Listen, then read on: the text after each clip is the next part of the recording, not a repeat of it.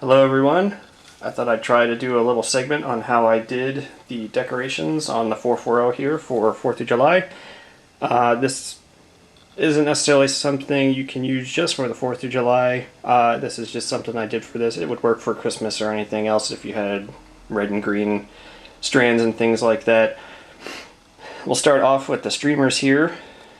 They're just little pieces of what the tag calls a decorative pick, but it's just this streamy, I don't know, almost like a pom-pom, but not really thing. It's made out of plastic. It's kind of got metallic parts to it and stuff like that. I got it for less than $1. It was on sale at an art store. So what I did is I cut pieces off that were a little too big on purpose so you could trim them down, and then got the 3 different colors together and glued the ends. This one kind of came apart as I took it out. This was on the other side of the engine. And then once you have the 2 ends glued together, these kind of float and you just bend it up and around. And then once you kind of have the shape that you want, you can test fit it and just place it in around the handrails here, or basically wherever you want.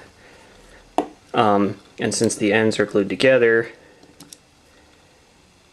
they are somewhat rigid and will hold the shape. But just like that, this one's out.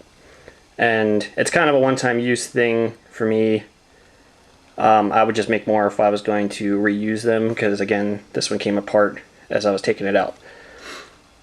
The one on the rear here is just kind of stuffed between the cab and the end of the handrail here. Again, just cut to fit. Really kind of pretty easy, I think.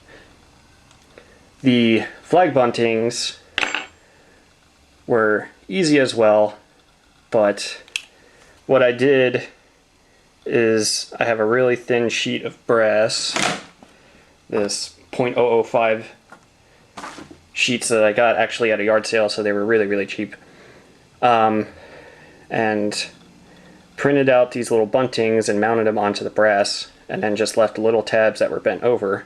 So all you have to do is just hang them right on the side of the tender there. I used the tape measure to get the size that I wanted before I printed them, and after I printed them, everything just kind of worked out because it was all based on the measurements of the model. So these are really easy to take on and off. There's the other side.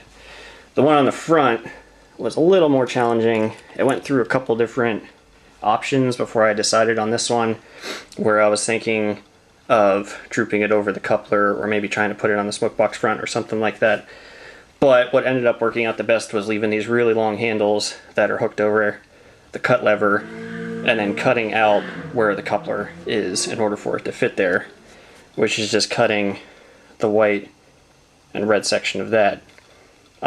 The image for this was just a simple Google search. Found something I liked and basically repeated the image, which I did on an adhesive back paper, but these were the extras that I had. I just did a bunch, not really knowing what I was doing as I was doing it. So, and that just simply unhooks. Okay, not so simply. There we go. And now, Camelback is back to normal.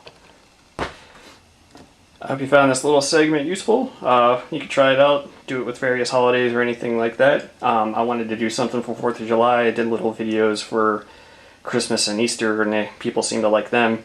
But I wanted to try a little how-to section. I want to try to do a full project from start to finish. And so right now, I have that kind of lined up. And right now, the 2 pieces look like these, and they will end up being full engines like that. So stay tuned for more, and thanks for watching.